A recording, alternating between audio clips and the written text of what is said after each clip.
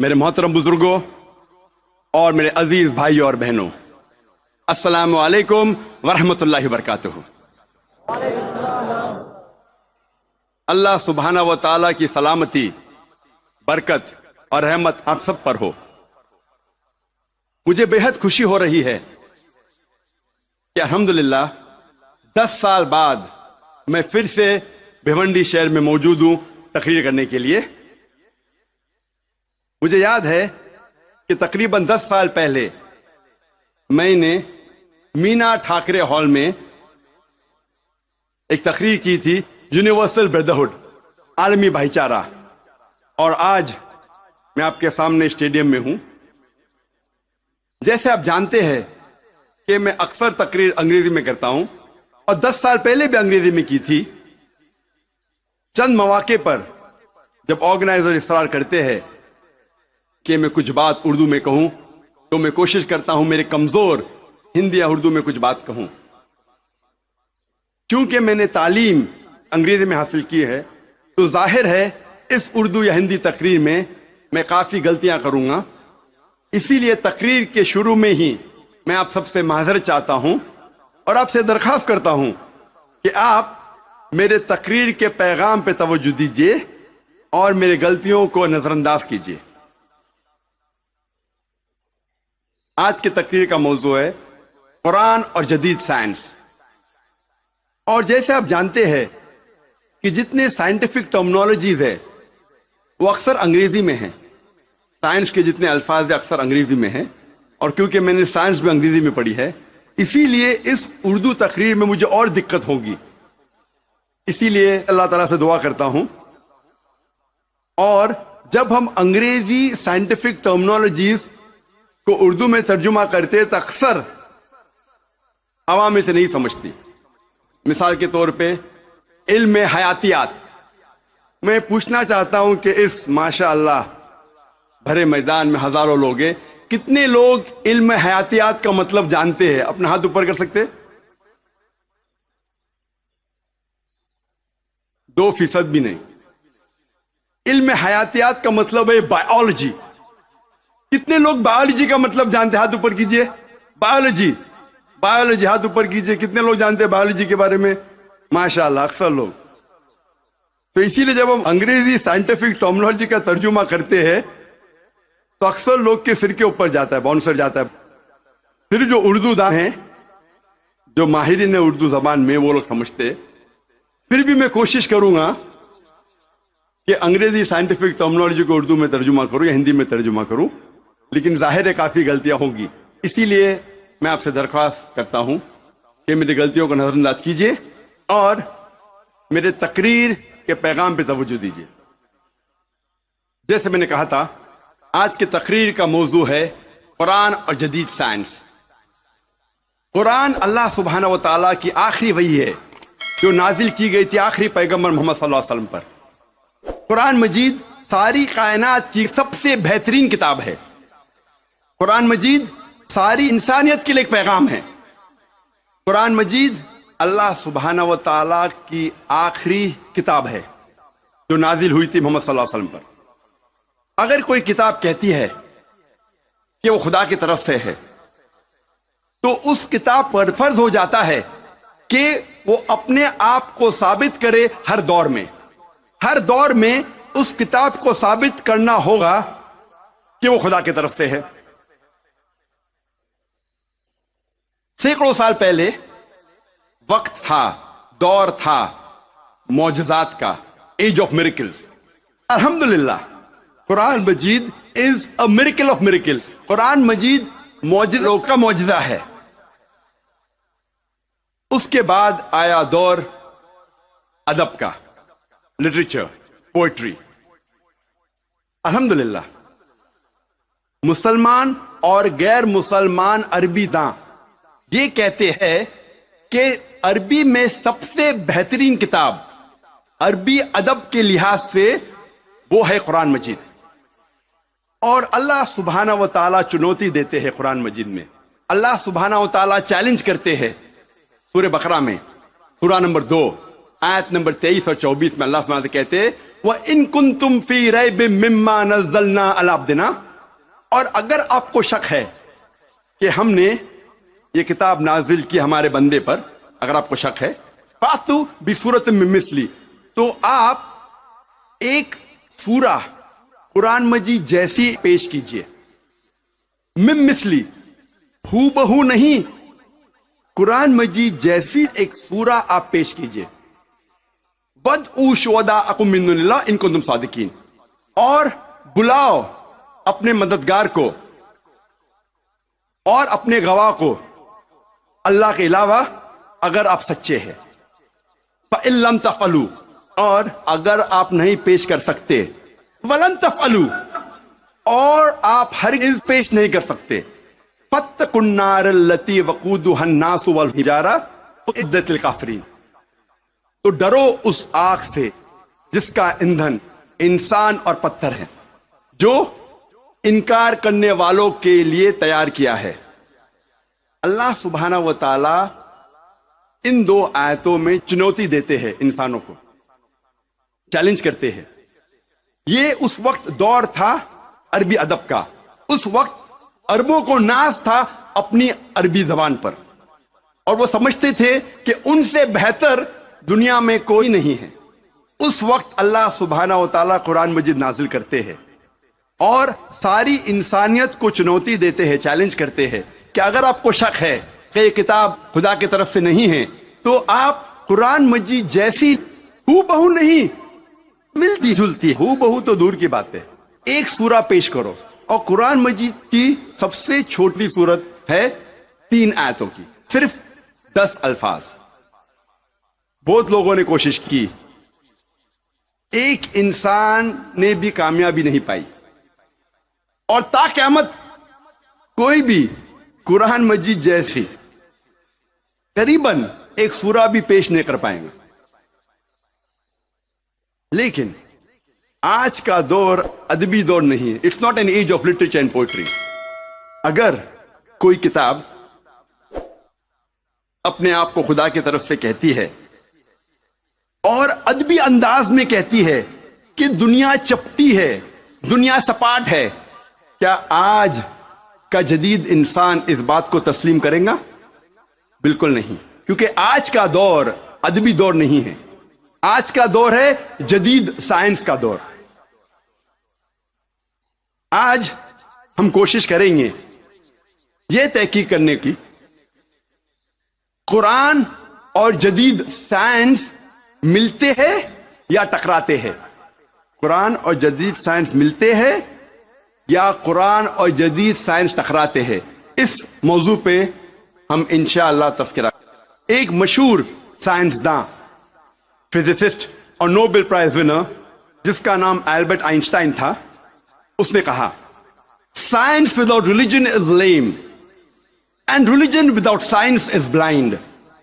Science مذہب کے بنا لنگڑی ہے اور مذہب سائنس کے بنا اندھا ہے.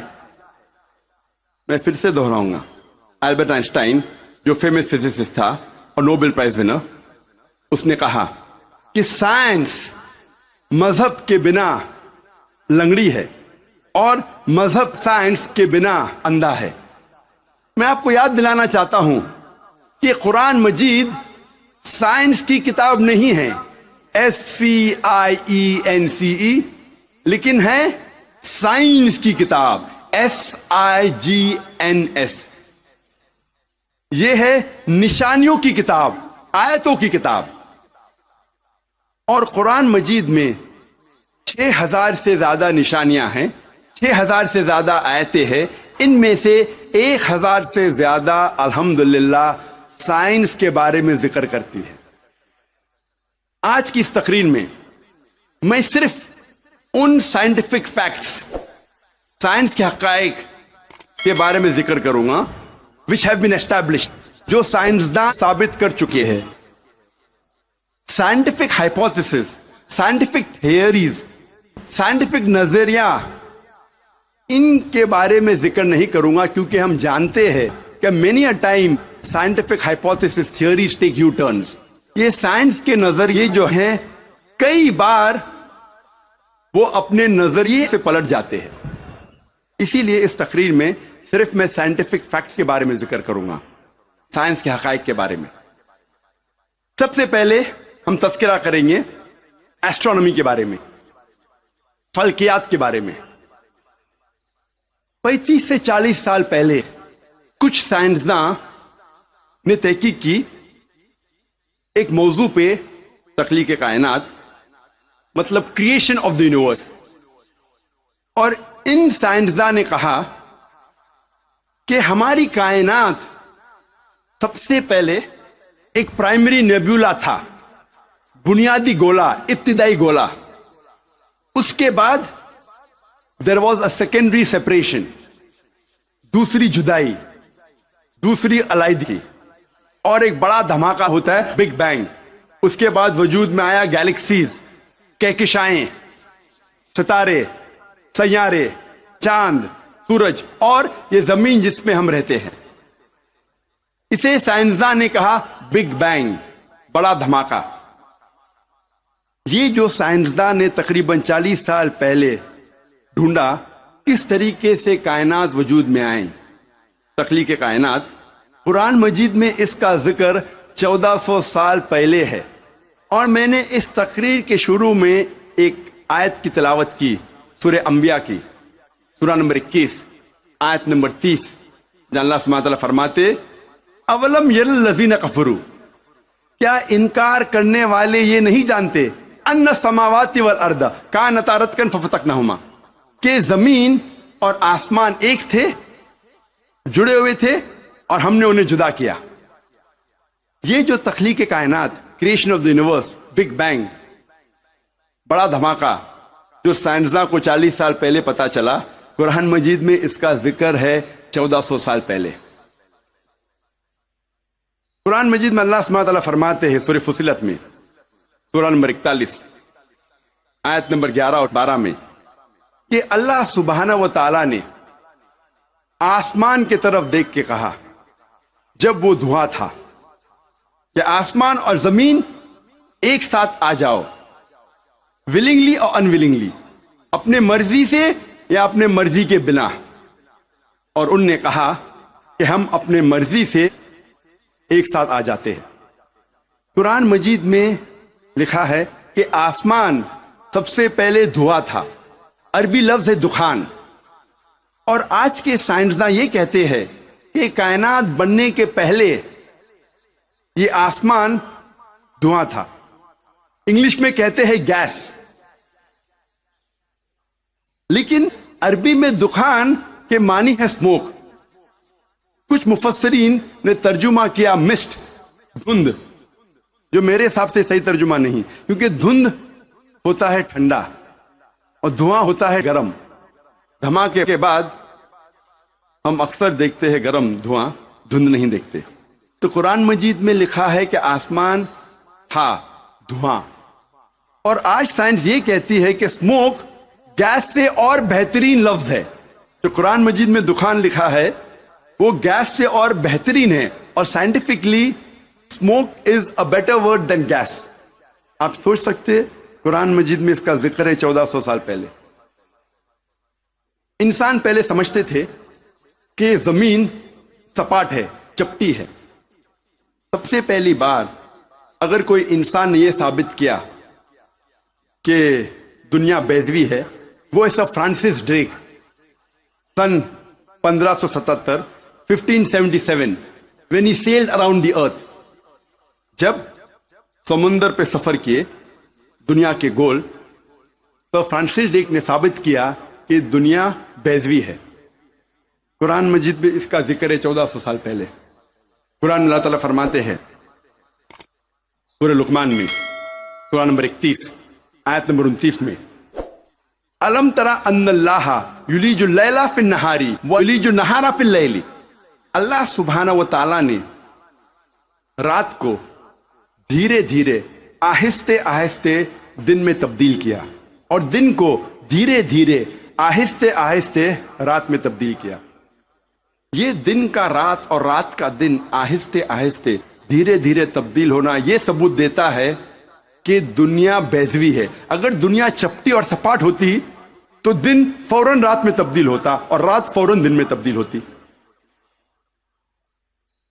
اللہ تعالیٰ فرماتے سورہ الزمر میں سورہ نمبر 39 آیت نمبر 5 میں کہ اللہ سبحانہ و تعالی رات کو دن پہ لپیٹتا ہے اور دن کو رات پہ لپیٹتا ہے. قرآن میں عربی لفظ ہے قوارہ، جس کے معنی لپیٹنا. جس طریقے سے ایک انسان پھیٹا سر پہ لپیٹتا ہے، a person coils the turban on the head، اسی طریقے سے اللہ تعالیٰ فرماتے ہیں کہ رات دن پہ لپیٹی جاتی ہے اور دن رات پہ لپیٹا جاتا ہے. یہ دن کا رات اور رات کا دن پہ لپیٹنا اسی وقت پاسبل ہے جب دنیا بیضوی ہے. اگر دنیا چپٹی اور سپاٹ ہوتی تو ممکن نہ ہوتا. قرآن مجید میں اللہ تعالیٰ فرماتے ہیں سورہ نازیات میں سورہ نمبر 79 چیپٹر 79 آیت نمبر 30 میں وَالْأَرْضَ بَعْدَ ذَلِكَ دَحَاهَا، اور اس کے بعد اللہ سبحانہ و تعالیٰ نے زمین کو پھیلایا بچھونا جیسے. دہا کے ایک معنی ہے پھیلانا اور دہا کی دوسری معنی آتا ہے عربی لفظ دھویا سے، جس کے معنی ہے بیضا، جس کے معنی ہے انڈا. اور ہم جانتے ہیں کہ دنیا گول ہے، بیضوی ہے. اور ہم یہ بھی جانتے ہیں آج کہ دنیا پوری طریقے سے گول نہیں ہے. وہ اوپر اور نیچے سے from the poles it is flattened, اوپر اور نیچے سے چپٹی ہے، جسے ہم کہتے ہیں انگریزی میں جیو اسفیریکل ان شیپ، ارضی بیضوی. اور یہ لفظ جو دہا ہے وہ عام انڈے کے لیے نہیں ہے، عام بیضے کے لیے نہیں، خصوصاً شتر مرغ کے انڈے کے لیے، شتر مرغ کے بیضے کے لیے. اور جب ہم دیکھتے ہیں شتر مرغ کا بیضا انڈا اس جیو اسفیریکل ان شیپ، ارضی بیضوی کے شکل میں ہے. آپ سوچ سکتے ہیں 1400 سال پہلے اس کتاب میں لکھا ہے کہ یہ زمین، یہ دھرتی اس جیو اسفیریکل ان شیپ، ارضی بیضوی شکل میں ہے. پہلے انسان یہ سوچتے تھے یہ چاندنی جو ہے، چاند کی روشنی، یہ اس کی خود کی روشنی ہے. چند صدی پہلے ہمیں پتا چلا کہ چاند کی روشنی، چاندنی اس کی خود کی روشنی نہیں ہے، یہ سورج کی لی ہوئی روشنی ہے، سورج کی منعکس شدہ ریفلیکٹڈ لائٹ ہے، بوروڈ لائٹ ہے. قرآن مجید میں اللہ سبحانہ تعالیٰ فرماتے ہیں سورہ فرقان میں سورہ نمبر 25 آیت نمبر 61 میں اللہ سبحانہ و تعالیٰ نے آسمان میں برج رکھے، تاروں کے جھنڈ، اور اس میں رکھا سورج جس کے پاس خود کی روشنی ہے، سلگتا ہوا چراغ، اور رکھا چاند جس کی لی ہوئی روشنی ہے. قرآن میں سورج عربی میں کہا گیا ہے شمس، اور اس کی روشنی کو کہا گیا ہے سراج، وہاج اور دیا، جس کے معنی ہے سلگتا ہوا چراغ یا مشال یا دیا. تینوں کے معنی ہیں کہ سورج کی روشنی خود کی ہے. اور چاند کو کہا گیا ہے قرآن مجید میں قمر، اور چاندنی کو کہا گیا ہے منیر یا نور. منیر مینز بوروڈ لائٹ، لی ہوئی روشنی، یا نور میننگ ریفلیکٹڈ لائٹ، منعکس شدہ روشنی، ریفلیکٹڈ لائٹ. آپ سوچ سکتے قرآن مجید 1400 سال پہلے کہتا ہے کہ یہ چاندنی خود کی روشنی نہیں ہے، چاند کی لی ہوئی روشنی ہے. اور اس کا ذکر سورہ فرقان سورہ نمبر 25 آیت نمبر 61 کے علاوہ سورہ یونس میں سورہ نمبر 10 آیت نمبر 5 میں، اور سورہ نوح میں سورہ نمبر 71